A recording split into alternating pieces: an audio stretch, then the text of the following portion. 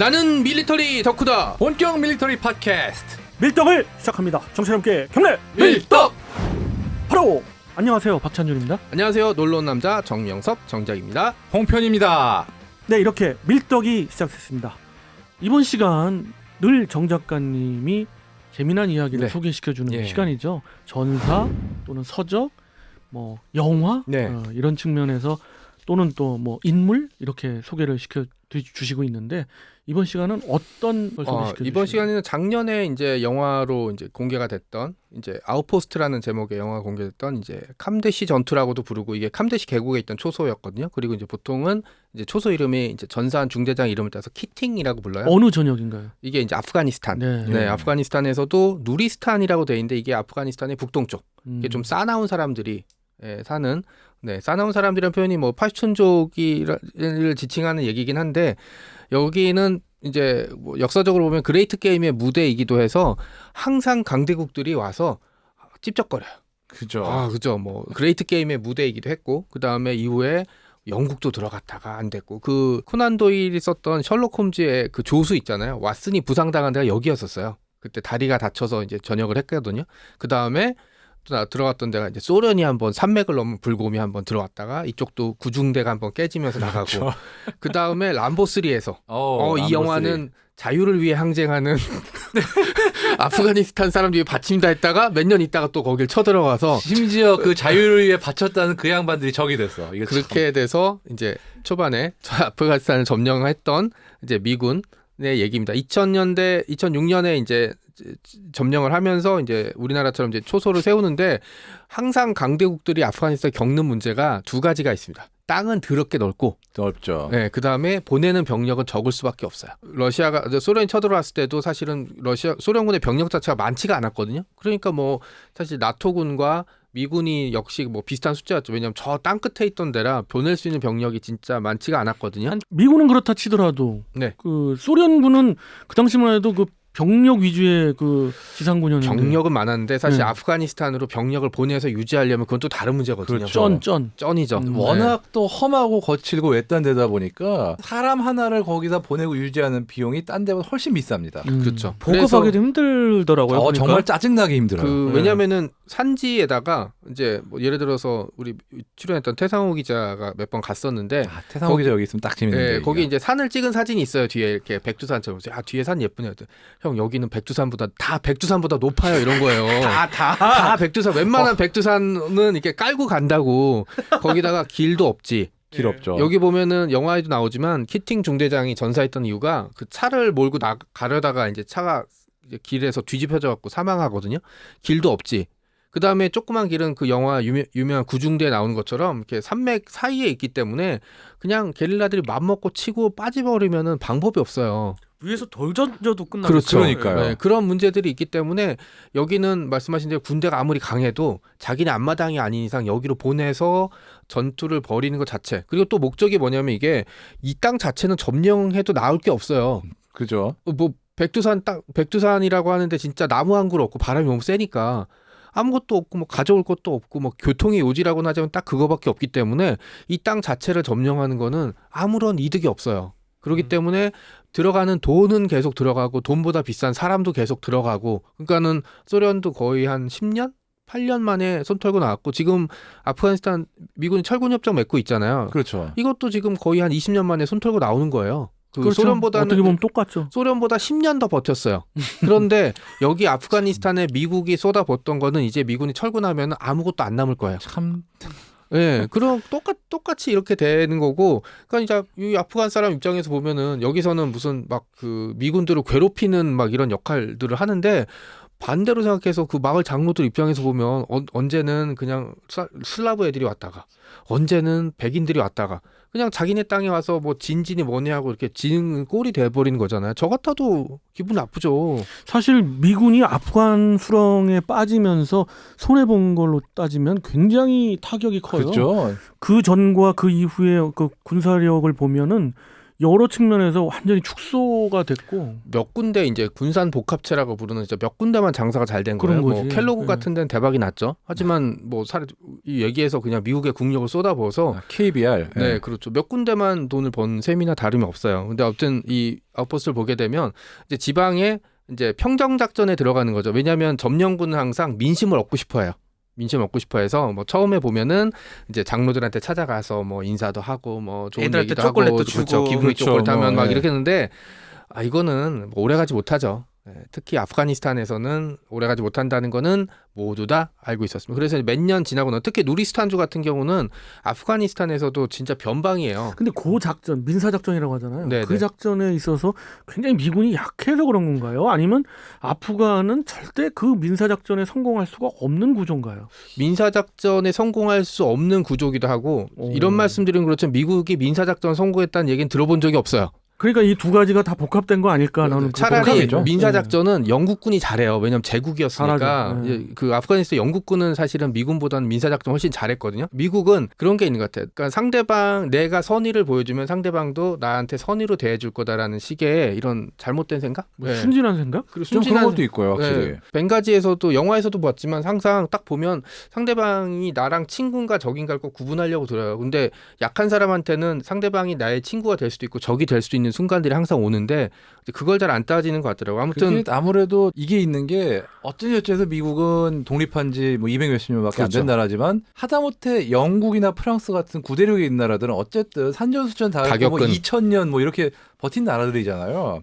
그러다 보니까 아무래도 이 좋게 말해선 노련하고 나쁘게 얘기하면은 속이 시커멓고 그렇게 볼 수가 있는 거죠. 그 특히 누리스탄주는 아프가니스탄의 외진 곳이다가 여기 캄데시 기지 자체가 위치가 너무 안 좋았어요. 영화에서 나오고 지도를 봤는데 보통은 이런 관측진지 같은 거면은 최소한 평지에 놔둬야 되잖아요. 그렇죠. 뭐든 근데 AP라면은 배산의 위쪽에다 수, 두거나. 하필이면. 짜빈동의 거기처럼 이렇게 주변이라도 보여야 되는데 여기는 주변이 보이긴 해요. 근데 영화에서도 그렇고 보지만 항상 미군들이 총을 이렇게 쏴요. 위에다 대고.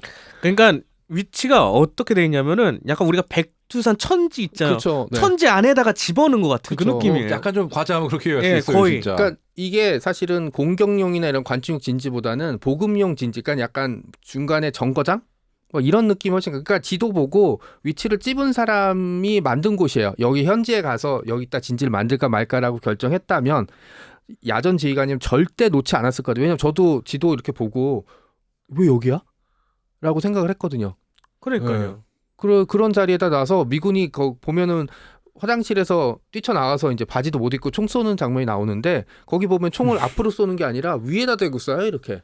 그러니까 성 위에다가 쏘는 그렇죠. 것처럼 쏴요. 그러니까는 그러니까요. 그 게릴라들 입장에서는 그 평지에 보이는 곳에다가 공격하고 그다음에 자기네들이 불리하다 싶으면 퇴각하면 돼요. 그러니까 이게 전투에서 가장 중요한 게 뭐냐면 뭐 사기, 뭐 보급, 뭐 이런 것 중요하지만 전 하나만 꼽으라 그러면 공격할 타이밍.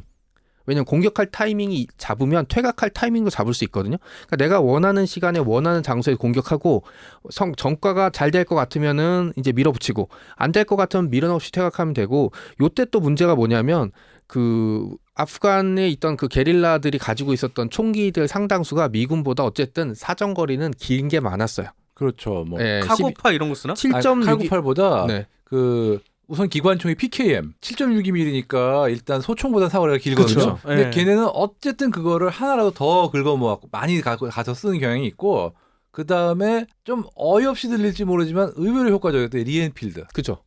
그 다음에 또 무시 못하는 게 드라곤오프 저격총 그죠. 이런 것들을 하나라도 더 갖고 와서 쓰려고 많이 노력을 했어요. 아 그래서 영화상에서 저격에 한번 맞았다고 막 그런 네네. 얘기가 있구나. 그러니까 게릴라들이 가지고 있던 특히 뭐 RPG 같은 경우는 위에서 쏘면 더 멀리 날아가죠. 아, 칼98도 실제로 썼어요.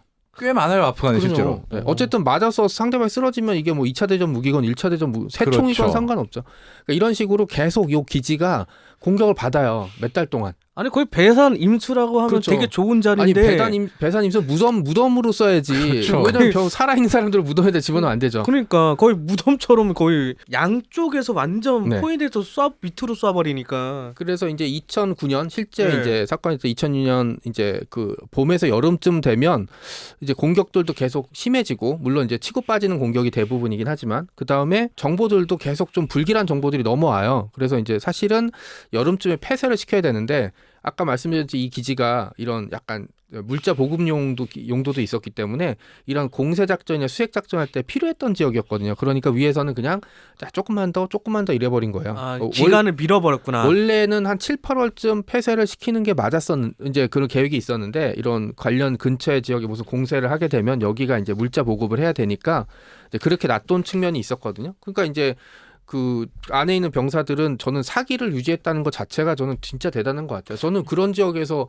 언제 총알이 날라올지 모르는 전 진짜 미쳐버릴 것 같았어요. 그 영화에서 보면은 우리 이거 언제 나가냐고. 그렇죠. 왜 또 미뤄졌냐고 막 화내고 막 그러잖아요. 맞습니다. 예. 거기다가 이제 중대장도 이제 처음 중대장은 자동차 사고로 이제 레골라스죠. 네. 예. 그다음 활 한 번 못 쏴보고 두 번째는 뭐 실제로도 그렇습니다. 이제 IED가 폭발하면서 이제 전사고. 지휘관들 입장에서는 이 아까든 뭐 여기다 왜 했으리라는 그런 그 말씀도 하셨지만은 사실은 지도를 놓고 봤을 때 여기가 보급 거점이 되겠구나 싶은 것도 전략적으로는 그럼요. 맞았거든요. 네. 사실은 근데 문제는 더 종합적으로 보질 못했고 네.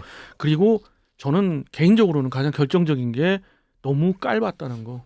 그렇죠. 아프간의 게릴라 작전을 네. 너무 깔봤다는 거. 사실 어떻게 보면은 아프가니스탄 전쟁이 이렇게 된 근본적인 배경 자체가 상대를 너무 깔은 거에 시작하는 게 2001년, 2002년 사이에 미국이 탈레반을 거의 폐주시켰을 때 탈탈 털었죠. 만약에 그때 이 기세에 얘네를 아주 밟아버리자고 진짜 있는 대로 힘을 쥐어짜가지고 병력을 투입해서 그때가 탈레반을 진짜 섬멸할 마지막 기회라고 보는 사람들이 많았어요. 근데 그때 안 그런 이유가 뭐냐?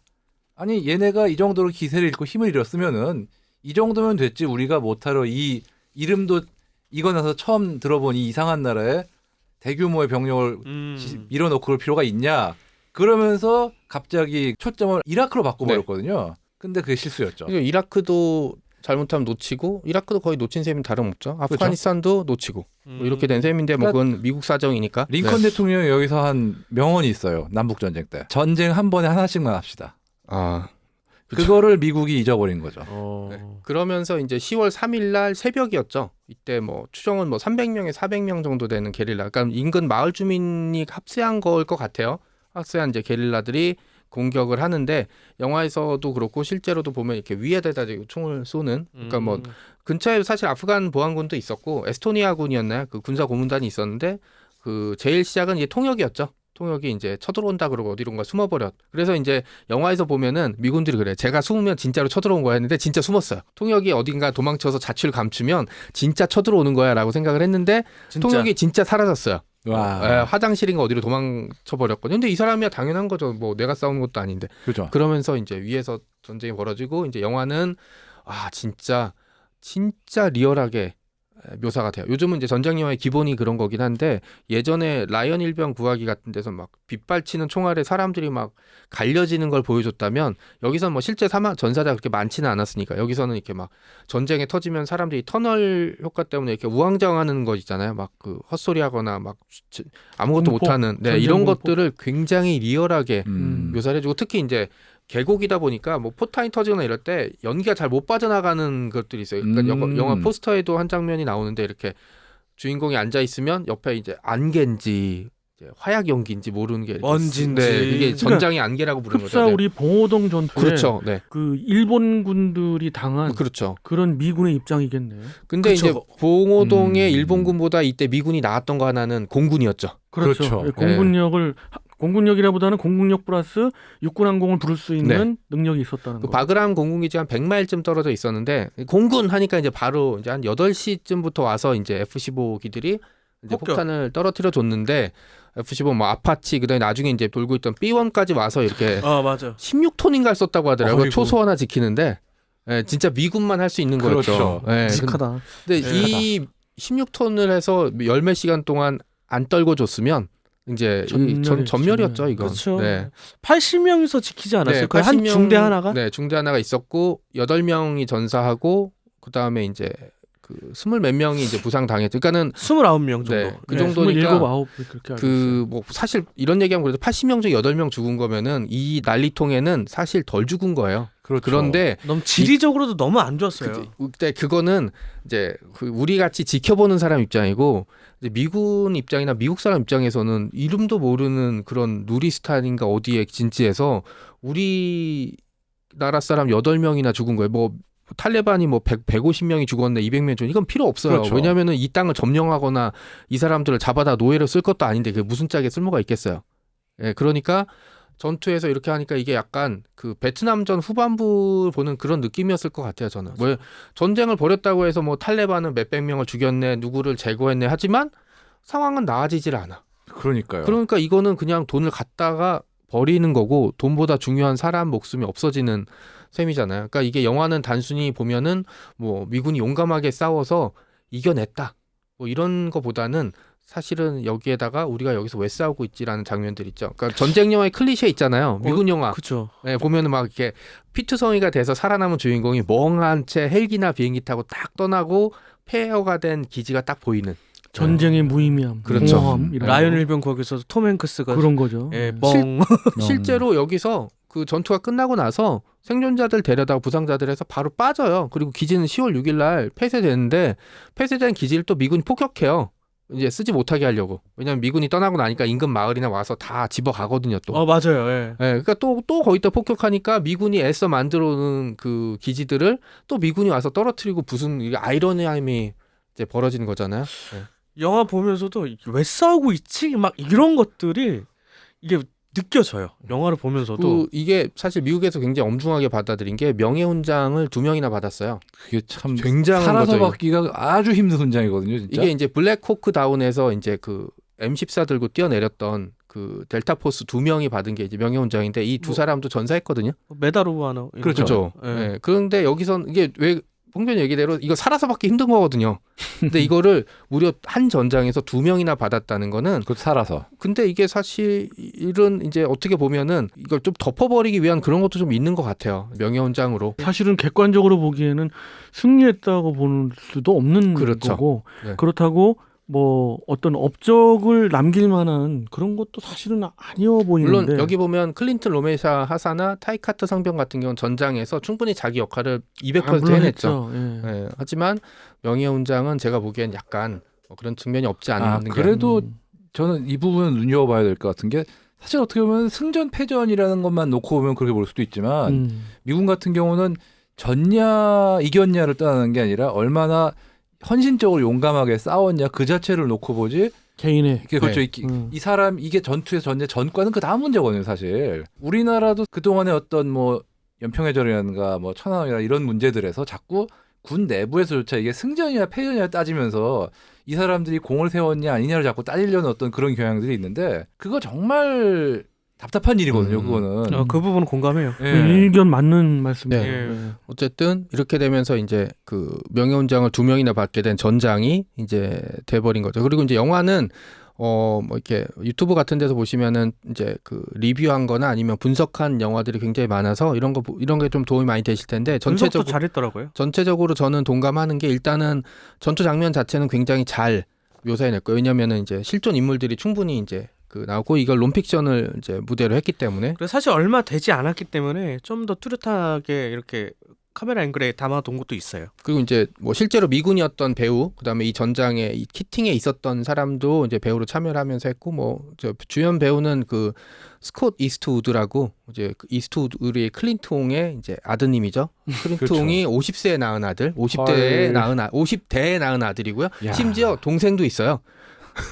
60대 때 낳은. 네, 근데 네, 그러니까 이제 뭐 영화로서도 뭐 괜찮고요. 그다음에 이런 전사 자체로서도 아까 말씀하신 대로 강대국이 전쟁을 치를 때 겪는 딜레마를 이제 정확히 이제 보여주는 영화라고 저는 생각합니다. 네. 저는 이 전장이 있었으면 PTSD 왔을 것 같아요. 실제로 뭐 PTSD 온 사람들이 한둘이 한둘이 아니죠, 아니죠. 지금. 그렇죠. 네. 이게 이제 강대국이 현대 전쟁이 갖는 진정한 문제점이 될 수밖에 없다라고 이제 생각을 합니다. 그런 측면을 잘 보여준 전장이자 뭐 영화라고 생각해서 오늘 좀 소개를 드렸습니다. 그래서 네. 저는 군대 심리적으로 치료하는 사람들도 배치를 해야 된다고 봐요.